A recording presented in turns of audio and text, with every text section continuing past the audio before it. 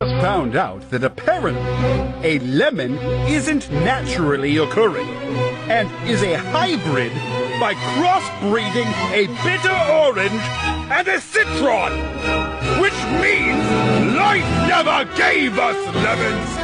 We invented them all by ourselves. Okay, I think there's no, like, everybody knows that line. When life gives you lemons, you make lemonade. You make lemonade. It's meant to imply, life is tough. Things will come to you, okay? Bad things and whatnot. When they do, we don't complain. We make the most we can out of the situation.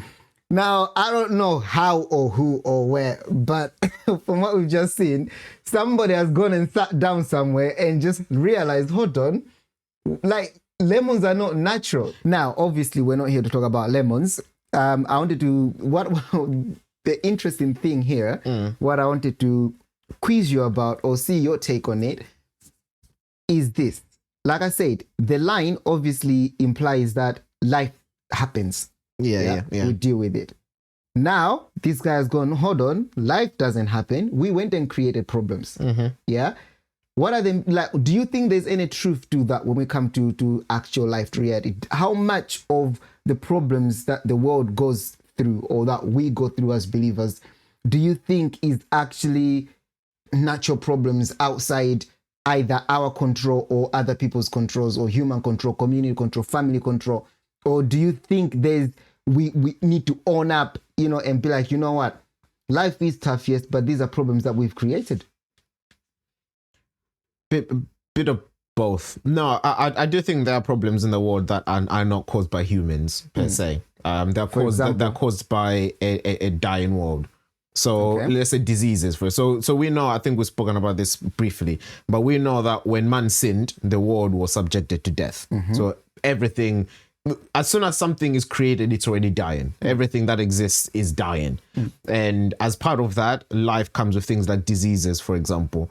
Let's say things like extreme weather, pestilence, drought, floods. Those things are not in human control, quote unquote, or I guess historically they haven't been, because one could argue now we tamper with the weather and do we? We'll talk about that on a different, it's wild, but we'll talk about that on a different day. But yeah, historically, those things were always out. Humans were subjected to those things. But even now, to be fair, like the LA fires, we see that LA is a rich place, but when natural disaster said it's my turn, everybody just had to run away and leave everything. 2 billion worth of destruction. We're powerless to nature. So yeah, there are things that are outside of our control, which that saying would apply. And even though I was shook that lemons are not quote unquote real, the saying still remains. I still think the saying is a true saying, and I don't think it changes the saying much. I do really like the aspect you brought in to sort of liken the problems and the lemons, to say, okay, well, we created the lemons, therefore maybe we created the problems as well. I think that's a very astute observation, because I do think for the majority of the problems that individuals face, they are self-created. Okay. So I've gone full circle. So I do agree with the statement. The statement remains, but I also agree with your angle to say I think the majority of problems that we experience are self-created. But that doesn't mean there are no problems that are not self-created. What's the point I'm making? Right. So we can still go ahead believing in the statement, even though the lemons are not true. Well, no, the lemons. Okay, so I don't know why I thought so deeply about lemons, and because I did really think about it. Honestly, it did matter. So I thought about it. And why are they bitter? Why do we put them in? Well, I thought about the implications. I guess there's something. Okay, so what is the implication of this? But no, I was like, well, okay, yes, we created them by blending fruits together. So the fact remains that we still didn't create it out of nothing. All we did was take fruits that were already existing and crossbreed them, which we do that with animals anyway. We do that with crops. We know some seeds are crossbred of different seeds. So man has been manipulating nature since day one. That's not a big thing. So I was like, okay, fine. The fact that they were created by hybrid, not that of an issue. It's just another thing that humans do.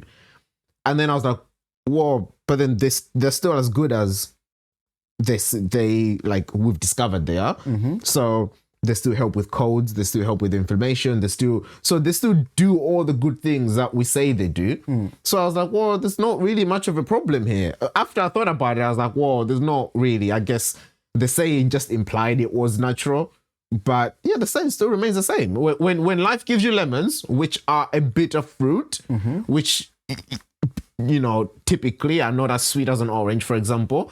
If you want an oranges and you get lemons, make the most of the lemons that you get. Just before I move on to the next one, I'm gonna try to. I've never spoken so much about lemons before. I'm gonna try to articulate something that came to my mind in regards to this, right? Without sounding. No, I am gonna sound cuckoo. Yeah. But I thought to myself, on a world scale, right? You remember when we talk about those that are behind the scenes pushing agendas, those that are trying to, even before that, the spirit of the air that is trying to push an agenda and get things done for himself to deceive people.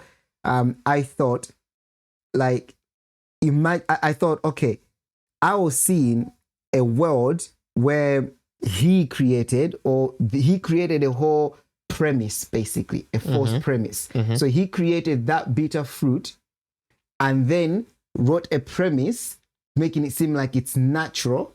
Now everybody is dancing on that. Oh, when life gives you lemons, not realizing that life never gave us lemons, but somebody else gave us lemons so that they can get us to be dancing around this. It's almost like what I'm always saying about sometimes what the deceiver wants is for us to be fighting over, let's say Sabbath, for example. Is it Saturday? Is it Sunday? Is it Saturday? Is it Sunday? Right, okay. But all the while, not realizing that we're off the mark completely. Yes. It's neither Saturday, nor is it Sunday. Yeah, you see what I mean? Yeah. But that's what he wants us. Now, it's all about, the 66 is going to be Saturday, or it's going to be Sunday. Or, you see what I mean? Meanwhile, he's sitting there chilling.